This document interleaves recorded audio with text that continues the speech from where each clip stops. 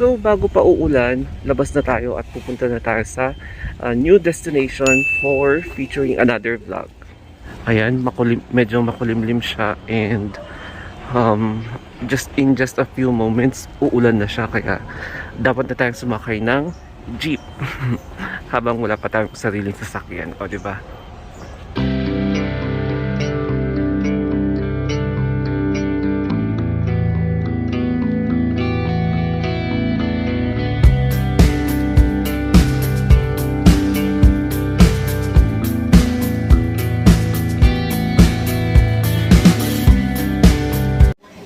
Dito na tayo sa Labs Cafe and try natin dito yung mga different varieties of tea and milk tea. So ayan. So ito yung part ng food court dito sa Philando building. Kaya let us now try yung mga iba't ibang mga klase ng milk tea.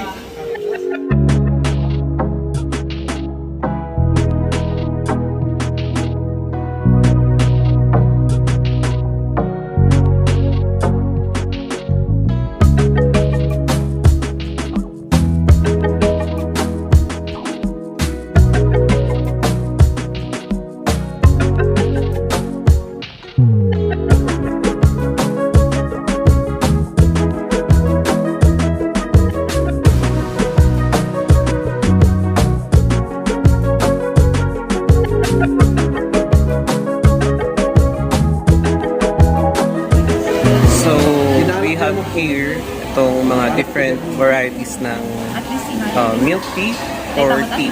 So, ayan, may green apple, lychee, passion fruit, kiwi, blueberry, strawberry, and then we have here yung Thai. Tapos yung Vietnamese, Barako ako. Tapos dito naman, mocha.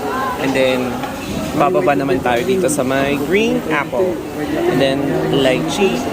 Tapos passion fruit. Yan, kiwi. So ito yung mga prices niya. Then blueberry, strawberry, and then cream. Ayan. So may mga add-ons sila. Ito yung mga prices. Ayan, original vanilla, chili vanilla, pearl vanilla, then pearl, nata, cream cheese, ice cream, and fresh milk. So, ay, same mata. So, dito sa likod. Ayan. So, ayan dito naman, meron silang signature. Tapos, Thai Royal, Emerald, ito, Billionaire. Ayan. Lux Green, Cocoa, Jasmine, Matcha, Pink Flower, and then Thai. Ayan. So, mga iba't ibang klase ng mga milk tea. So, lemon tea pala ito. And then here is honey tea. And, ayan, milk tea. Yung mga iba.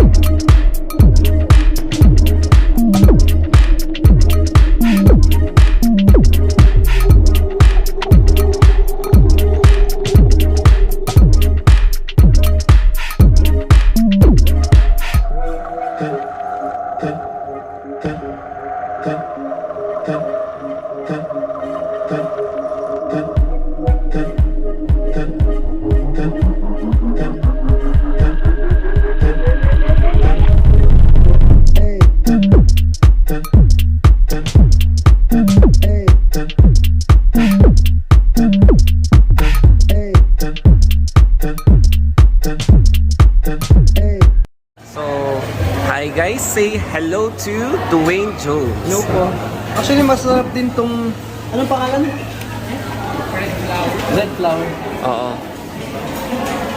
So, what can you say about this red flower na tea?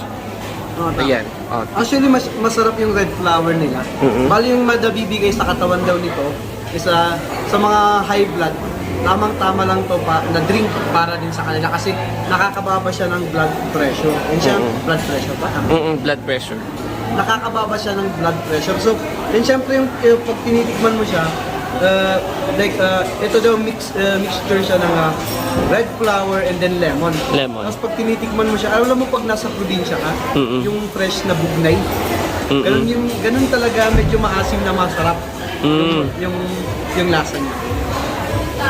Wow. At syempre, ayos na din para sa mga matataas ang blood pressure. Okay, so thank you for that information. Okay, so subscribe ka sa channel niya, Dwayne Jones. Okay. Hi everyone, I'm inviting you to visit Labs Cafe here in Philando.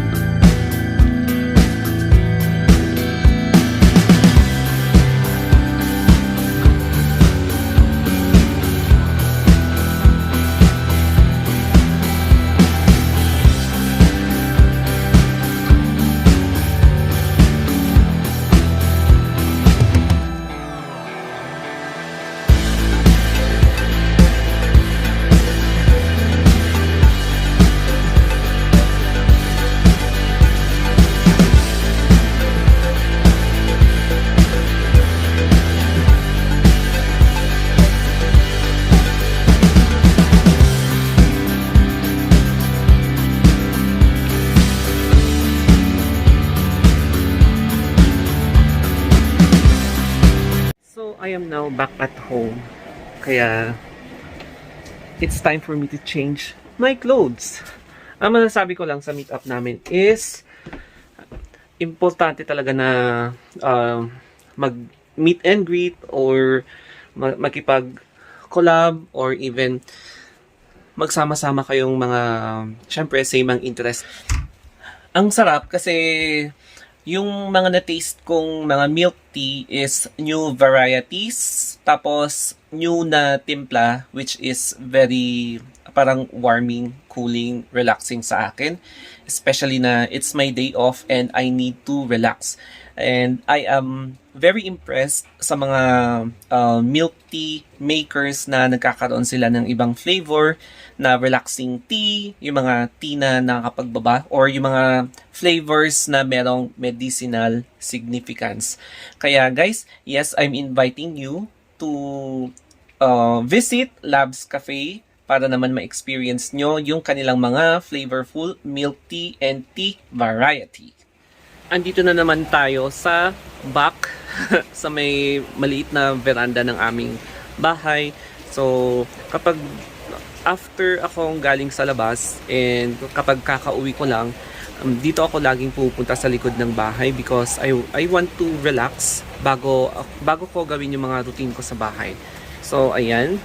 Overlooking Stock Farm or Barangay Wangal, La Trinidad, Benguet. So, we have here, etong part na to is yung construction ng Benguet Sports Complex. Ito yung rubberized, magiging rubberized na track oval. Tapos, ito yung mga grandstand na currently na ginigiba para gagawing bagong grandstand.